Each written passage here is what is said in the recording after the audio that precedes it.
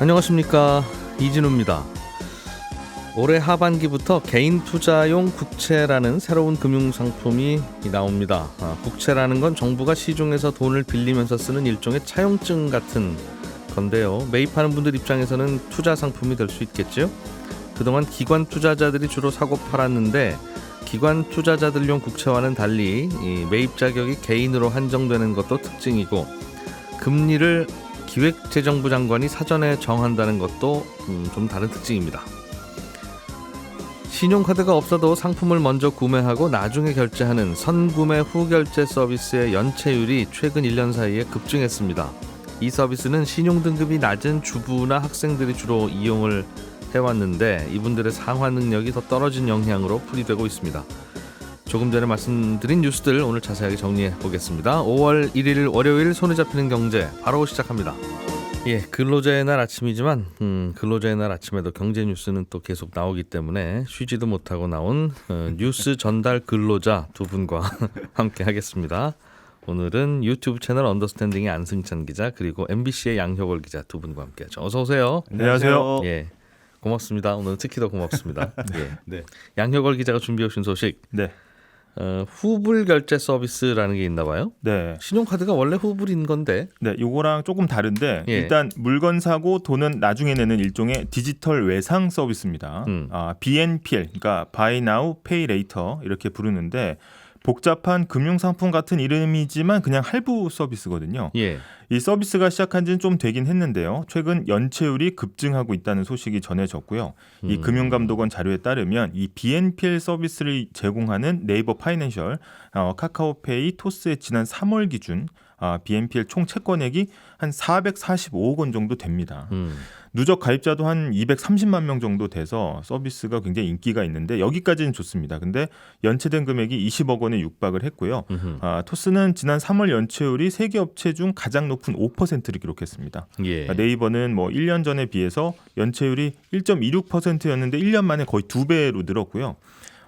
이걸 좀 어떻게 비교하자면 올해 1분기 기준에서 주요 신용카드사의 연체율이 1%대를 기록하고 있는 걸 이제 감안해 보면 거의 한 3-4배 높은 연체율이라고 볼 수 있겠습니다.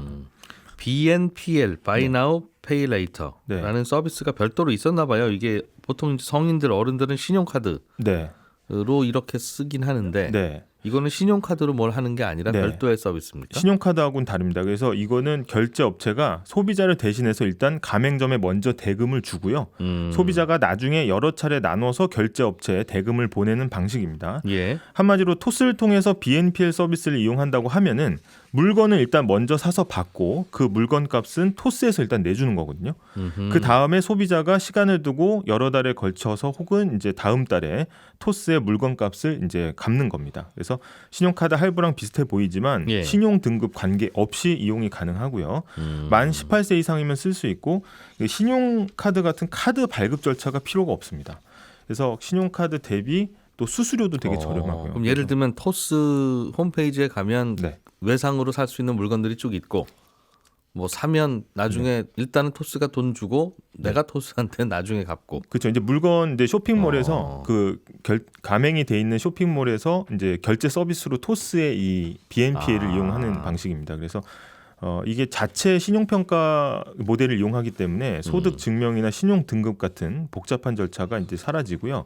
간편 결제 페이처럼 쓸 수 있는 겁니다. 그렇군요. 그래서 20대 젊은 층을 중심으로 사용 비중이 이제 점점 커지고 있는데 여기에 더해서 일단 신용카드와 비슷하게 할부 서비스를 이용할 수는 있지만 일단 신용카드 같은 경우에는 무이자 할부가 아닌 이상 할부 수수료가 들어가는데 이건 수수료가 없고요.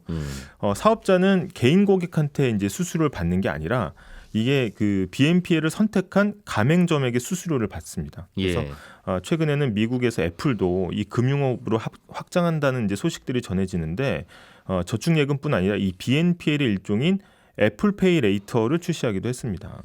똑같네요. 신용카드하고 가맹점에서 수수료 받는 것도 똑같고 일단 외상으로 살 수 있는 것도 똑같고. 맞습니다.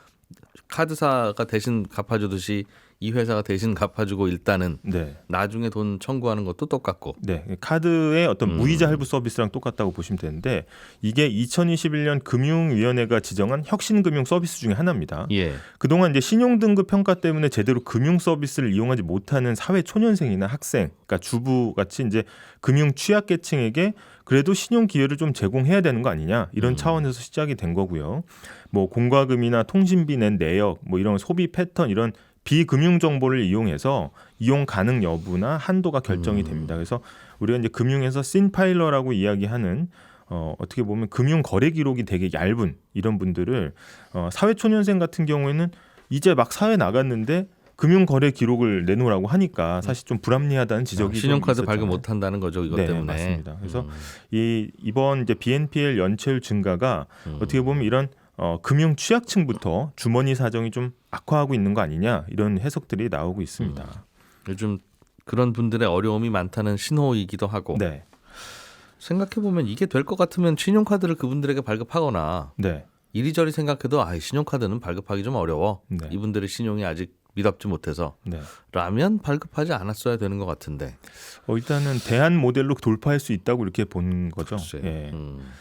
알겠습니다. 이분들은 한도가 어느 정도였어요? 일단 굉장히 이제 처음 시작하는 베타 서비스 형태이기 때문에 이 네이버 파이낸셜과 토스의 경우에는 월 30만 원 수준으로 소액입니다. 다만 여러 업체의 BNPL을 한꺼번에 이용을 하면 이용 금액이 더 늘어날 수가 있고요. 당초 취지가 이 금융을 이용한 기록이 부족한 사용자가 이 제도권 금융에서 좀 소외되는 걸 막자. 뭐 이런 취지였기 때문에 이 연체 정보를 신용평가 회사의 신용평점에 반영하지 못하도록 하고 있습니다. 그래서 리스크 관리에 약간 허점이 생길 수 있다는 이야기가 좀 나오고 있는 거고요. 그게 무슨 말입니까? 일단은 이제 대부분 우리가 은행에서 대출을 받거나 하면은 이제 신용평가 회사들이 이제 신용 점수를 매기지 않습니까? 그렇죠. 근데 그렇게 따지다 보니까 이런 사회 초년생이나 주부나 이런 분들이 대출을 못 받는 사태가 생기니까 너무 소외되지 않게 BNPL이라는 새로운 혁신 서비스를 하자 뭐 이런 취지였기 때문에 만약에 BNPL에서 연체된 정보를 그대로 신용평가 회사에 전달할 경우에는 어차피 똑같이 된다. 신용점수 떨어지고 더 밖으로 내몰린다. 그러니까 이 BNPL에서 연체되는 정보는 기존의 신용평가 회사에는 넘기지 말자. 이렇게 이제 벽을 하나 쳐놓은 겁니다. 네. 알겠습니다. 뭔가 따뜻한 금융 같은 느낌은 드는데 예. 따뜻하기만 하면 항상 이런 사고가 벌어지는 거고 네. 이런 사고가 벌어질까 봐 그동안 냉정하다는 얘기 들어도 어쩔 수 없이 반영했을 텐데. 맞습니다. 예. 알겠습니다. 네. 예. 일단 이 BNPL은 이제 판매 시점에 제공되는 일종의 소액 대출이기 때문에 막 고민해서 내가 대출을 받을까 말까 해서 일으키는 대출이 일단 아니고요. 소액이라는 점이 일단 쉽게 빚을 질 수 있게 만드는 요인이라는 이제 해석이 나오고 있습니다. 그래서 리스크 관리가 또 이렇게 리스크가 이제 불안하다 해가지고 그럼 신용 평가에 반영하자 이러면 또 갑자기 반영되면서 또 많은 신용 불량을 한꺼번에 일으킬 수 있다라는 일단 우려도 나오고 있고요. 하지만 이제 이것도 엄연히 소액이지만 빚은 빚이기 때문에 장기간 연체하면 높은 연체 이자율을 물게 되고 이후에도 만약에 갚지 않는다 그러면 채권 추심회사로 넘어가고 소송 등 법적 조치가 취해질 수 있는 엄연한 채권입니다. 그래서 핀테크 업체들이 뭐 신용 점수에 영향 없는 후불 결제, 뭐 돈 없어도 일단 질러라, 뭐 이렇게 이제 자극적인 문구로 홍보를 하고 있는데 연체 위험이 늘 따른다는 거고요. 그래서 우리가 IMF 직후에 이제 약간 무분별한 카드 발급, 학생들도 신용 불량자로 전락했던 이제 카드 사태를 떠올리는 분들도 많이 있고, 이 BNPL이 buy now, panic later가 될 수 있다. 이렇게 공포가 나중에 온다. 이렇게 꼬집는 비판도 나오고 있습니다. 그렇군요. 그런데 이게 연체가 점점 늘고 있다. 네. 부작용이 좀 있을 것 같기도 하고. 이게 원래 네이버 파이낸셜이나 토스 같은 회사는 자기 앱이나 어딘가에 사람들이 많이 들어오고 사용하고 하면 그거 자체가 좋은 거고 기업 가치가 높아지는 거라고 생각해서. 그래서 여기서 연체가 좀 있더라도 할만하다고 생각했을 텐데. 일단 네이버도 그렇고 애플도 그렇고 BNPL을 이제 진입하는 이유 중에 하나가 이제 금융 기록들, 어떻게 보면 이제 이런 것들이 굉장히 나중에 금융업이나 이런 데 진출할 때 도움이 된다고 보는 시각도 있고요. 그다음에 이제 가장 지금 사실 우려가 되는 거는 이거랑 별개로 이제 하반기에 경기가 더 나빠지면 이 금융 취약계층의 연체율이 더 올라가는 거 아니냐. 그래서 한국은행 통계 보면 이 최근에는 개인 신용카드 할부 거래도 연체율이 계속해서 올라가고 있고요. 특징적인 게 또 소액 할부 거래가 계속해서 늘고 있습니다. 요즘 네. 그래서 예전 같으면 이거 일시불로 했던 것들도 요즘도 다 할부로 돌린다는 거죠. 네. 그래서 소액 할부 거래도 이게 사실 쌓이면 또 무서운 거기 때문에 큰 규모의 어떤 뭐 담보 대출이나 PF 연체율도 좀 관심 있게 지켜봐야 되겠지만 이런 이제 가랑비에 또 옷 젖는다고 하지 않습니까? 그래서 요즘은 이제 벌금이나 과태료도 카드 할부로 내는 사람도 많고 오히려 밥값이나 가게 월세까지도 할부로 돌린 사람들이 많다고 해서 이런 리스크 관리도 좀 필요하다는 지적이 나오고 있습니다. 돈이 좀 마르고 있다는 뜻이네요. 사람들 주머니에. 네, 맞습니다. 빠르게. 알겠습니다. 한승찬 기자님, 예. 개인 전용 국채라는 상품이 나옵니까? 그동안에는 국채라는 게 원래 국가가 발행하는 채권이잖아요. 그렇죠. 회사가 발행하면 회사채. 그렇습니다. 국가가 발행하면 국채. 국가가 발행하니까 조금 더 신용이 있어서 이자율은 그거보다는 낮지만 네, 안전하지 않겠느냐. 든든하고. 그래서 가끔 개인들도 국채에 투자하는 분도 있다고 들었는데요. 있어요. 지금도 국채에 투자할 수는 있습니다. 뭐 이런저런 뭐 펀드나 ETF가 간접 상품으로 하기도 하고 증권사에서 직접 사기도 하고 사실은 개인이 입찰에 참여할 수도 있습니다. 그러니까 지금 정부에서 국고채 전문 딜러로 지정한 금융회사들이 있거든요. 그런 금융회사 지점에 가서 계좌 만들고 국채 입찰 참가 신청서 내고 입찰 보증금 내고 하면은 기관들이 하는 그 국채 입찰 그 입찰에 개인들도 참여를 할 수는 있습니다. 작게는 10만 원. 나도 누구나 보통은 1,000억 뭐 2,000억 이렇게 살 그렇게 텐데 하는데 예. 나는 저는 10만 원, 250만 원 뭐 이렇게 할 수 있다는 거죠. 네, 그렇습니다.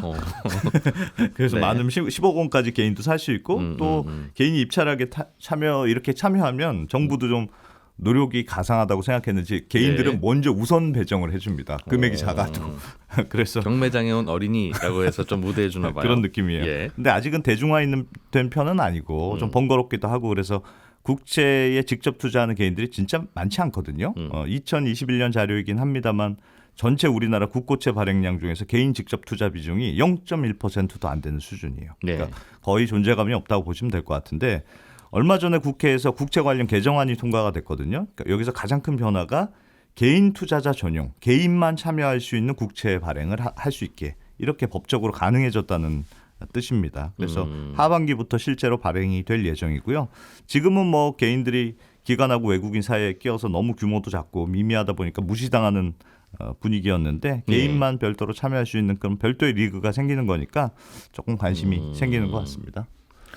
그런데 종전에는 개인들이 적극 참여를 안 했던 게 그냥 기관 투자자들이 사오는 국채를 내가 한번 간접적으로 살 수도 있고 말씀하신 대로 이런저런 ETF도 있고 그랬다 하니까 그걸로 됐지 뭘 개인 전용 국채를 또 만들면 이게 왜 뭐가 좋은가 하는 생각도 드는 것 같은데요. 조금 방식이 다르더라고요. 보니까 일단은 금리를 결정하는 방식이 다릅니다. 지금은 정부에서 입찰을 통해서 하는 국채는 어떤 식으로 사전에 금리가 정해지는 방식이 아니고 시장에서 이제 입찰을 통해서 가격이 정해지거든요. 마치 이제 주식 상장할 때 가격이 시장에서 정해지는 것처럼 예를 들어서 정부가 한 1,000억 원어치 국채 입찰을 한다고 해봐요. 그러면 참여하는 기관들마다 나는 뭐 4%에 100억 원, 나는 3.5%에 50억 원 이런 식으로 쭉 입찰 가격을 낼 거 아니겠습니까? 그럼 비싸게 금리 내겠다는 분부터 주겠죠. 그렇습니다. 그러면 일단 이제 금리 입찰 기준으로 한 줄로 쭉 세운 다음에 이제 금리 제일 낮게 정부 입장에서 낮은 금리로 발행하는 게 좋으니까 제일 낮은 금리 제시한 기간부터 물량을 쭉쭉 배정해 줘요.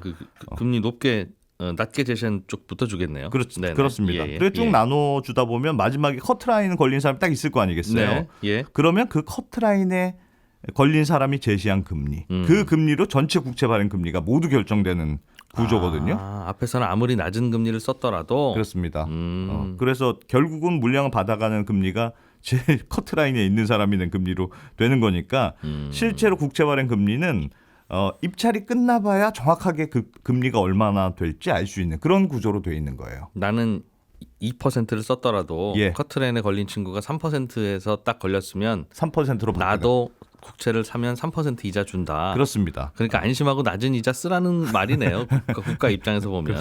그렇죠. 그런 식의 구조로 돼 있는데 이번에 새로 나오는 개인 투자용 국채는 이렇게 시장에서 입찰을 통해서 국채 금리가 결정되는 게 아니고 기획재정부 장관이 사전에 얼마짜리 금리로 발행합니다. 이렇게 공고하고 발행하는 방식이에요. 그러니까 이전까지는 내가 개인이 국채 입찰에 참여하더라도 정확하게 얼마짜리 금리인지 알 수 없이 참여하는 구조라면 개인 투자자용 국채는 아예 이제 금리가 딱 픽스돼서 발행되는 거니까 가격표 보고 마음에 들면 사고, 마음에 안 들면 안 사고, 뭐 그런 구조라는 게 은행 정기예금도 이렇잖아요. 그렇습니다. 금리 보고 마음에 들면 가입하고 아니면 말고. 그렇습니다.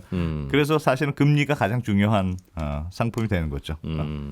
그런데 이제 경매하고 입찰하고 하면 복잡하시니 예. 그냥 이 정도 금리에 마음에 드시면 가입하시면 네. 마치 정기예금 가입하듯이 그렇게 국채를 살 수 있게 해줄게. 그렇습니다. 네.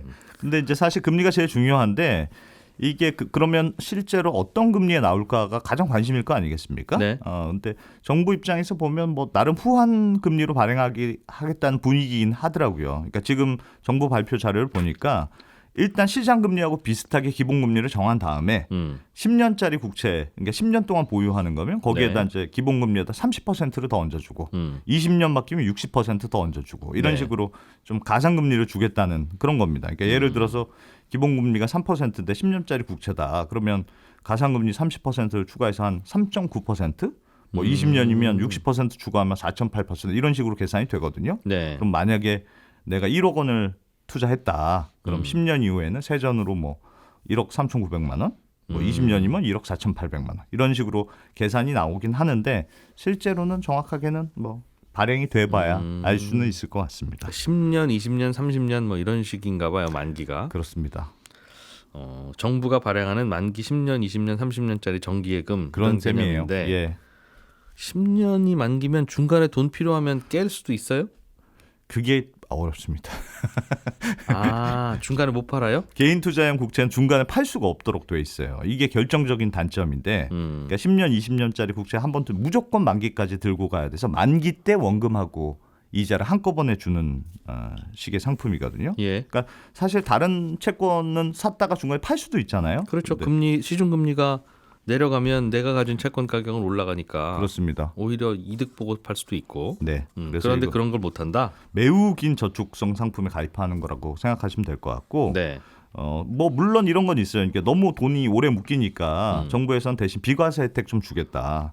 그래서 2억 원까지 국채 투자한 것에 대해서는 이자 소득에 대해서 종합 그 소득세 합산하지 않고 별도로 분리과세. 아, 그거 해주겠다는 그거 겁니까? 해주겠다. 뭐 그래서 진짜 난 중간에 돈이 필요해서 환매하겠다 하는 분들은 국가에서 마치 적금 깨듯이 국채를 되사주는 방법은 고민을 한다고 하더라고요. 예. 근데 그런 경우에는 가상금리 없고 비과세 받은 거 있으면 뭐 토해내고. 토해내고 뭐 이런 식으로 운영이 될 것 같습니다. 진짜 돈 찾을 일 없는 여유 자금이 많이 쌓여 있는 부자들을 대상으로 그렇습니다. 세금으로 좀 유혹을 해서 네, 정부 자금으로 쓸 수 있게 해주겠다는 뜻인가 봐요. 그렇습니다. 뭐 1, 20년 장기간 묶일 수도 있으니 각자 잘 따져봐야 되긴 할 것 같지만 네, 아유 난 나 돈은 평생 그냥 다 못 쓰고 죽을 것 같아라고 하는 분들도 꽤 있으니 그분들에게는 좋은 상품일 수도 있겠네요. 그렇긴 한데 지금 뭐 약간 고민스러운 점이 지금도 말씀드렸던 대로 국채를 내가 증권사에 산다. 그러면 지금 국채 투자하면 6개월마다 한 번씩 금리 이자를 지급받게 되거든요. 예. 또 중간에 국채로 중간에 다른 사람한테 팔면 매매 차익이 생기는데 그건 또 비과세예요. 예. 그러니까 여차하면 들고 있거나 아니면 팔아도 되는 두 가지 전략을 지금은 다 쓸 수 있는데 요거는 무조건 만기까지만 들고 있는 거니까 예. 이게 과연 좋은 거냐. 해외에서도 보면 개인 투자 국채를 좀 장려하려고 예를 들면 이런저런 혜택 많이 주거든요. 소득세를 아예 면제해 주는 경우도 있고 네. 뭐 20년짜리 국채를 개인이 사면 원금의 2배를 주는 경우도 있고 뭐 그래서 그런 거하고 비교하면 아주 파격적인 조건은 아니지 않느냐. 뭐 이런 지적들은 조금 있긴 있습니다. 그러나 여윳돈 많은 분들은 어차피 어디에 놓아도 네, 금융소득에 대해서 종합과세를 당하기 때문에 그렇죠.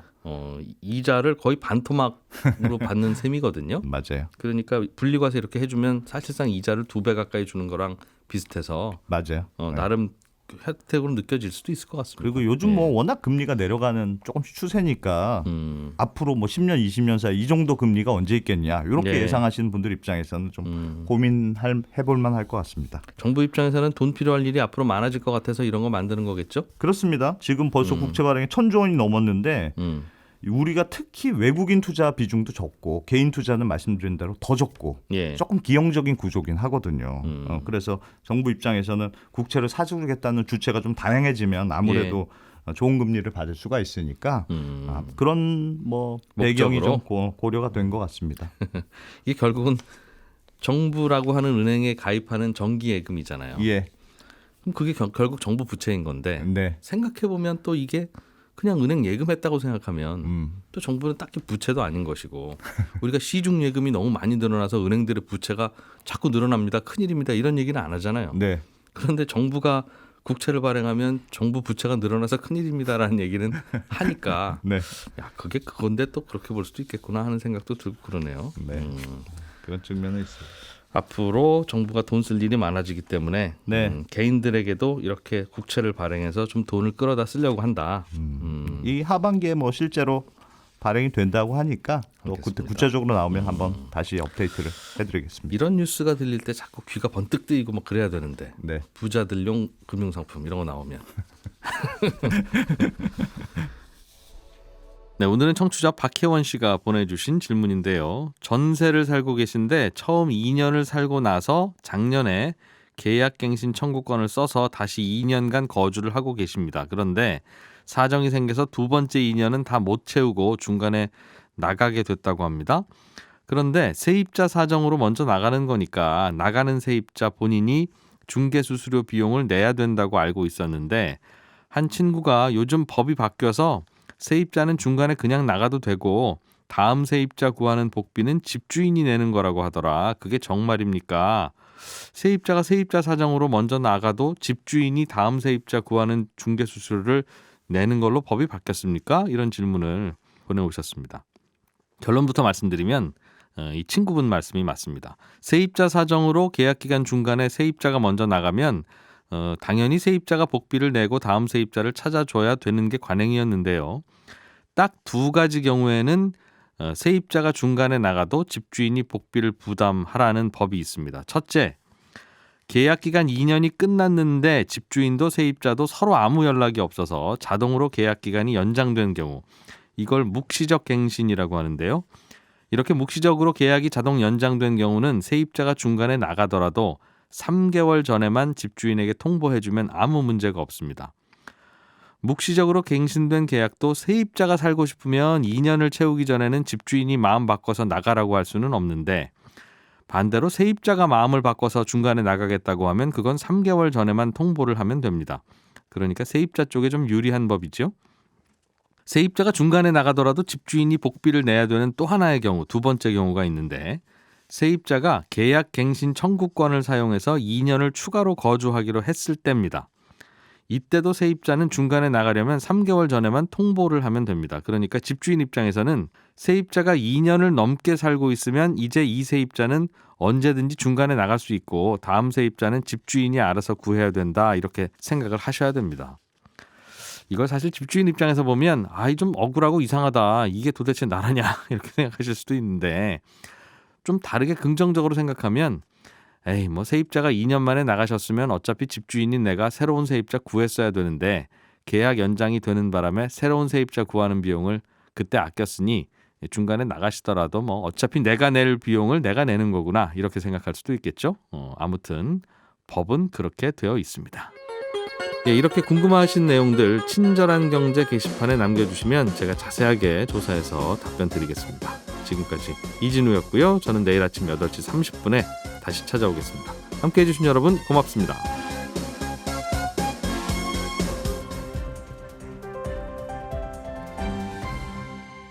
경제를 생각하는 사람들의 즐거운 습관. 이진우의 손에 잡히는 경제.